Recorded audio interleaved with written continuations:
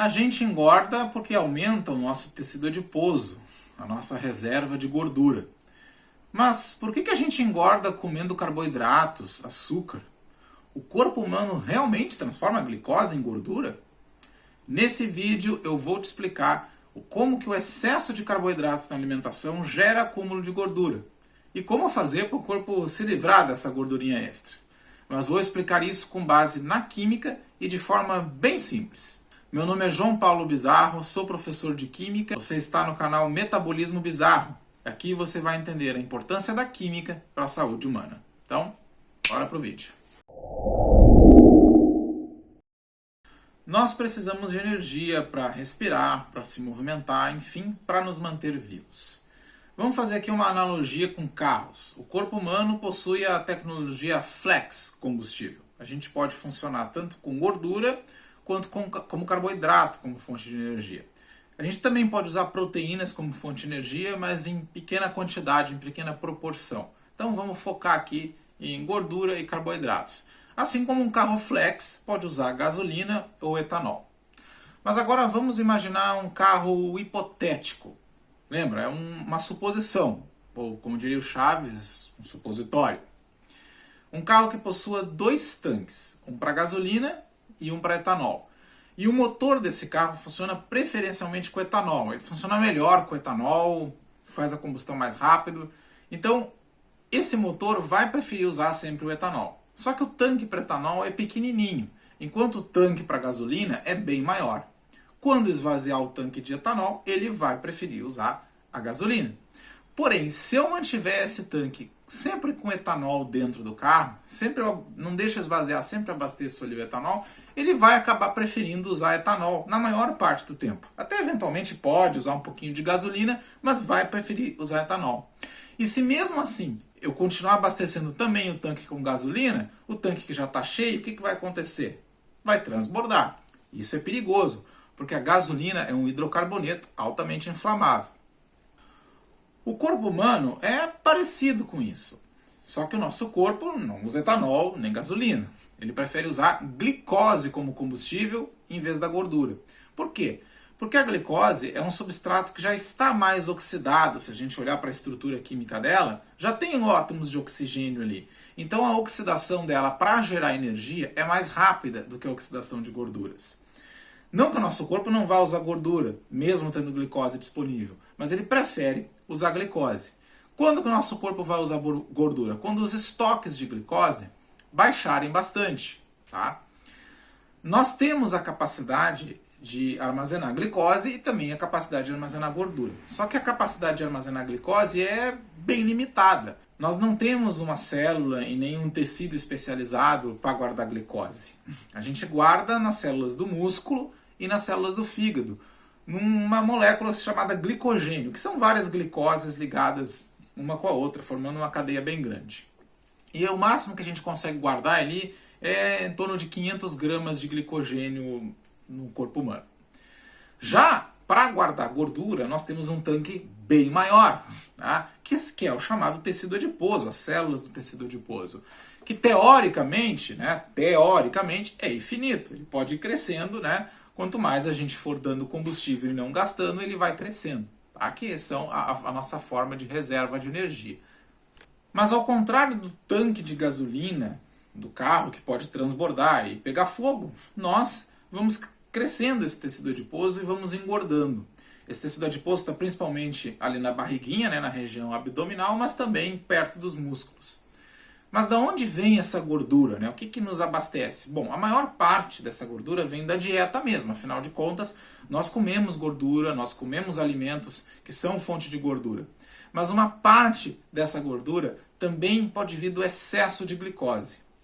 Tem alguns artigos científicos que mostram evidências de pessoas com dietas muito ricas em carboidratos estimulam a produção de gordura a partir da glicose. Vou inclusive deixar as referências aqui na descrição do vídeo.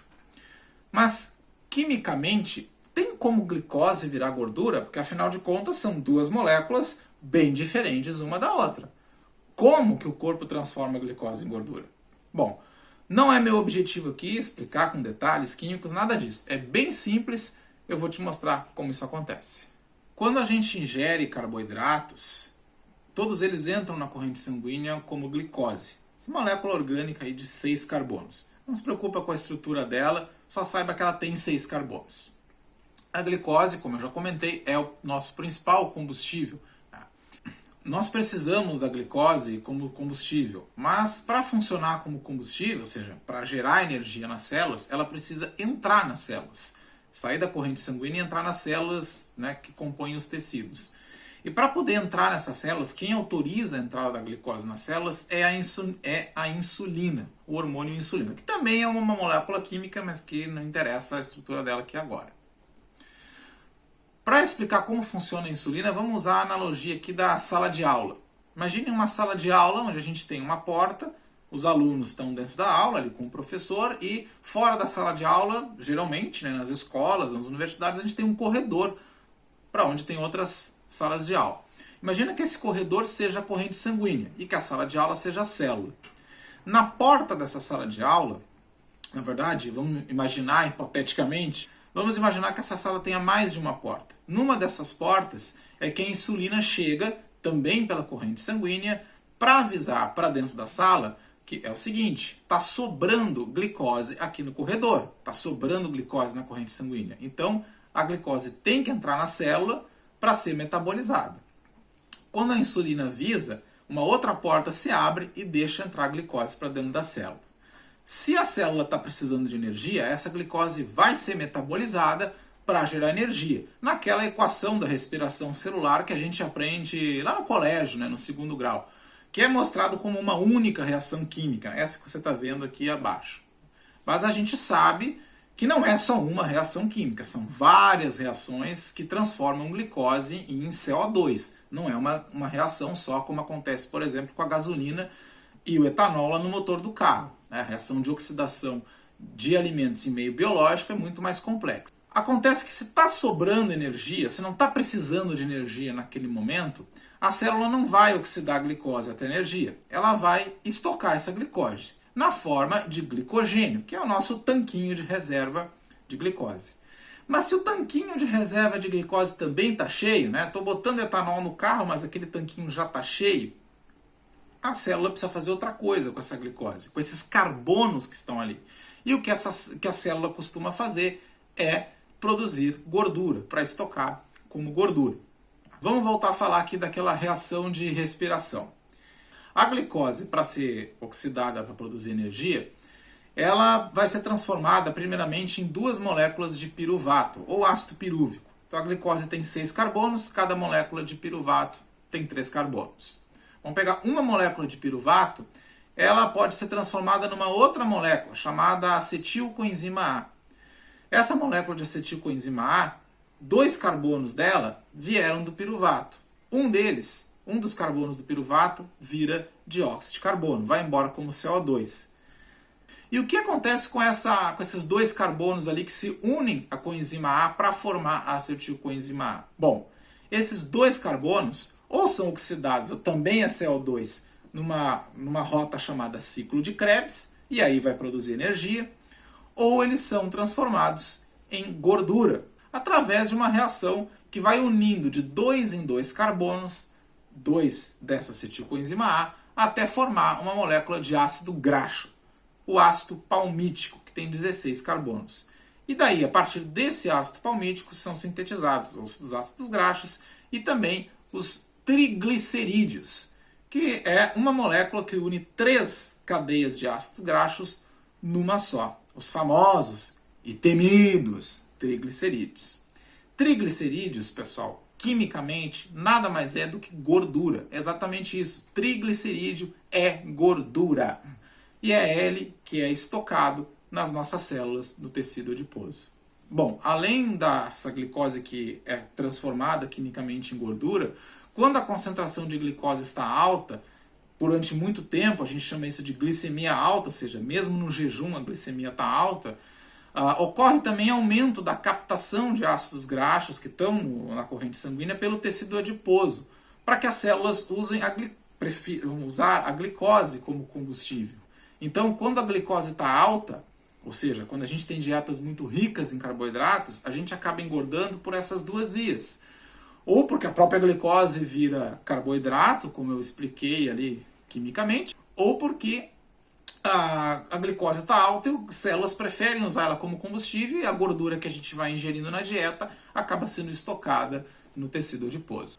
Bom, e agora como a gente faz para aumentar a queima dessa gordura, a utilização dessa gordura como combustível, né? Eu tenho certeza que é isso que você está aí querendo saber.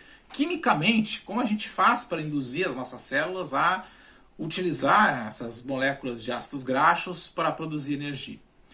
Bom, a forma mais eficiente, sem dúvida nenhuma, é aumentar o gasto de energia, aumentar a demanda por energia. E não tem outra forma mais eficiente da gente fazer isso do que fazer atividade física, praticar esportes. Isso é extremamente importante, porque isso vai estimular muito mais o gasto de energia. E o corpo vai acabar usando ácidos graxos como combustível, principalmente em momentos de repouso. Atletas bem treinados costumam utilizar muito ácido graxo, muita gordura como combustível em fases de recuperação muscular, quando o músculo está se recuperando depois de um treino mais intenso. Outra estratégia que pode ser utilizada junto com a atividade física também é a diminuição da ingestão de carboidratos na dieta, principalmente carboidratos simples. Tudo isso que eu falei aqui para vocês tem embasamento científico e eu deixei algumas referências aqui na descrição do vídeo. Isso foi uma forma de explicar, ou tentar colocar do ponto de vista da química, a importância de se ter uma alimentação balanceada e de se praticar atividade física. Eu espero que esse vídeo tenha sido útil para você.